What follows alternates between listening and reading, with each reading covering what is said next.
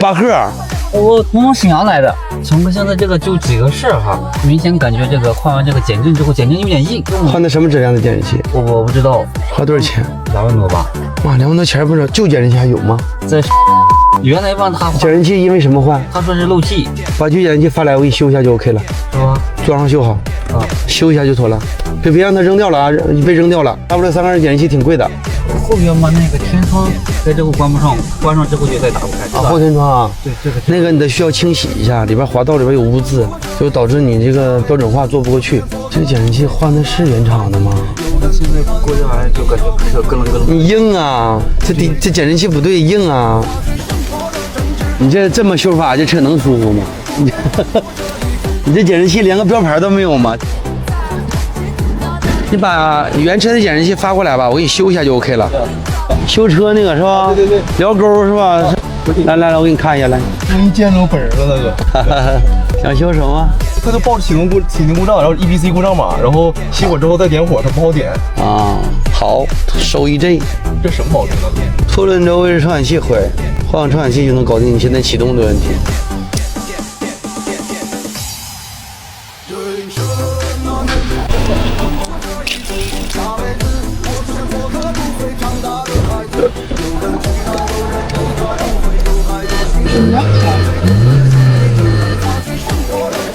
你好，毛病都给你整好了，能不能给我瞄一下？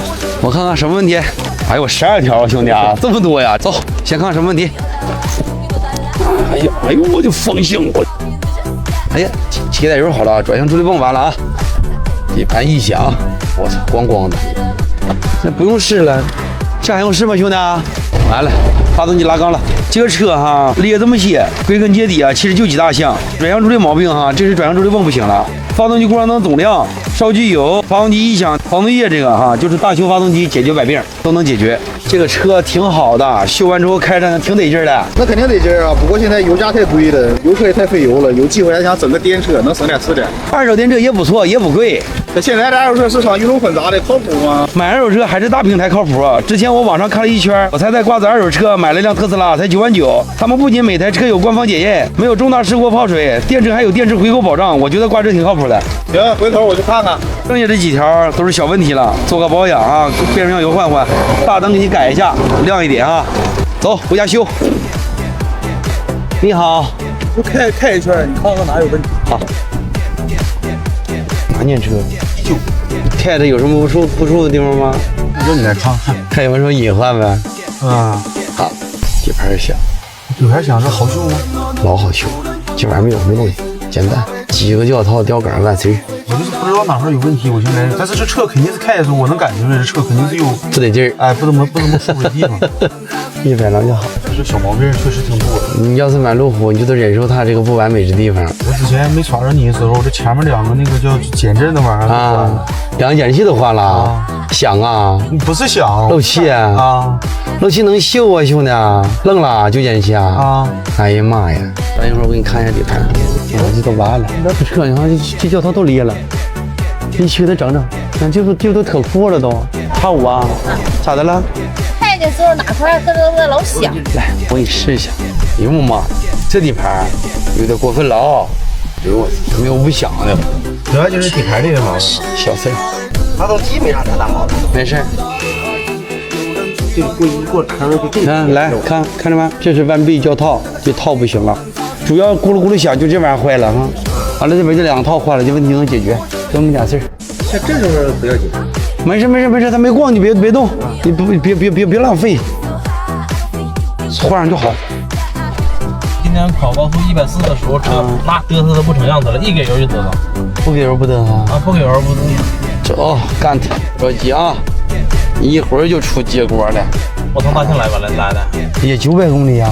我必须给你修好。对，给我秒了。你瞅人老粉丝。老粉丝都秒了。是不是嘚瑟？对，没球龙磨损的，这边球龙听啊。听见了吧？左侧半轴，事儿不用害怕，花不了多少钱。你就别整副厂的东西，副厂东西我跟你说就坑死自己了，修了也白修。这晚上能在这住一宿不？能啊。行，你媳妇就这么1个月，找找谈恋爱的感觉。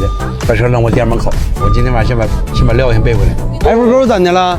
没有正经，然后后面没有一响。走，哪年的18年。这玩意儿能真假啊？对，我试一试。行，没问题。就是感觉它，比如说升档马上就刚升档之后，然后转速比较低的时候，脚底有点就是不用了。也是正常的呀。这是正常的是吧？对，那个不算病哈。这个车我来给你科普一下哈。变速箱前面有个叫大力鼓的东西，它俗称叫耦合器。当它扭矩达到一定的以后，它是需要缩止的，在缩止这个时候就会产生车身共振。多少有点震也是正常。啊，对，这些都没有问题。你说底盘响怎么响法？咣当咣当咣当，不是有什么能晃吗似的？但不总响，就是偶尔。它那是副油箱里的油荒。